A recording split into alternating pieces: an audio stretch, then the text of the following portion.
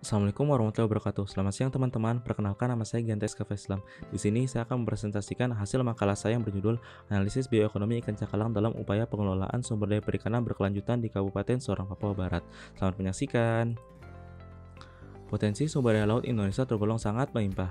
Namun demikian, potensi tersebut belum mampu memberikan kesejahteraan bagi seluruh masyarakat nelayan sebagai pelaku utama dalam pemanfaatan sumber daya hayati laut. Terkecuali perairan Kabupaten Sorong yang diapit oleh perairan Maluku dan Samudra Pasifik, menjadikan kaya akan potensi hasil laut. Salah satunya adalah ikan cakalang. Jika pemanfaatan sumber daya ikan yang berlebihan akan mengancam kelestarian sumber daya ikan sehingga bisa menyebabkan terjadinya penurunan populasi ikan. Berdasarkan latar belakang tersebut, rumusan masalah dan tujuan pada makalah ini bisa dilihat pada slide.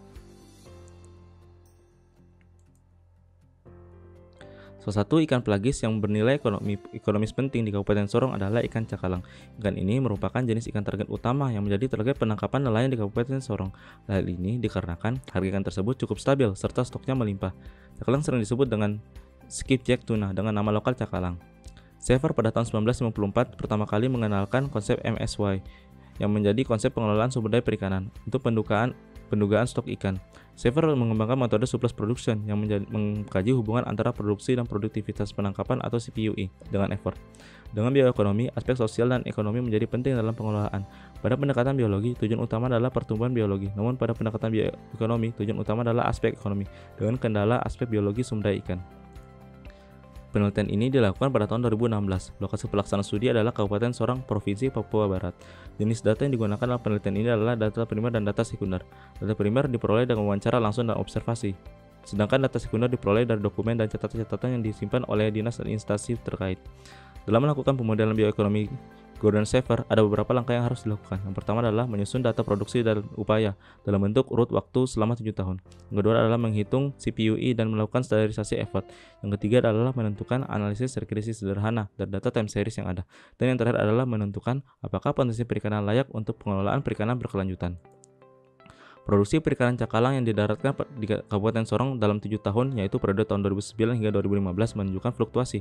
Berfluktuasinya produksi sumber daya ikan cakalang ini dapat diakibatkan oleh beberapa faktor yang saling berinteraksi dalam kegiatan perikanan tangkap.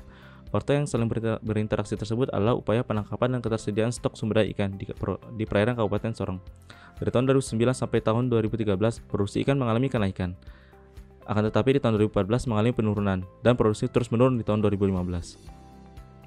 Hasil analisis MIY untuk ikan cakalang yang didaratkan di Kabupaten Sorong menunjukkan produksi optimum sebanyak hampir 5 miliar ton per tahun dan effort maksimum economic yield 38 kapal per tahun.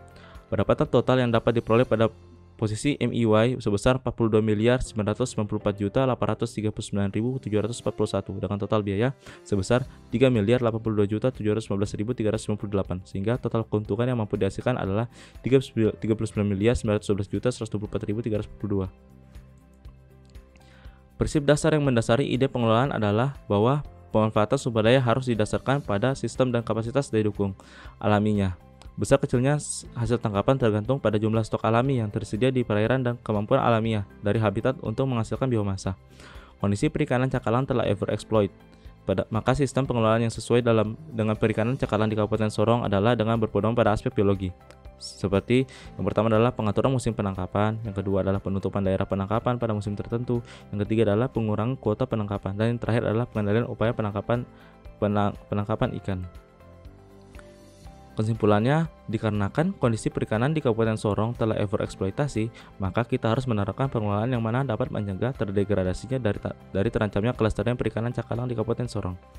Saran yang pertama, pentingnya memberikan pemahaman kepada nelayan dalam menjaga kelimpahan sumber daya ikan, terutama ikan pelagis kecil, dalam operasi penangkapan khusus, kapan waktu boleh dilakukan penangkapan ikan. Dan terakhir adalah perlu adanya penelitian lanjutan terutama terhadap ikan-ikan pelagis dan jenis alat tangkap lainnya sehingga dapat diketahui aspek keberlanjutannya. Sekian presentasi dari saya, kurang lebihnya mohon maaf. Wabillahi taufiq wal hidayah. Wassalamualaikum warahmatullahi wabarakatuh. Terima kasih.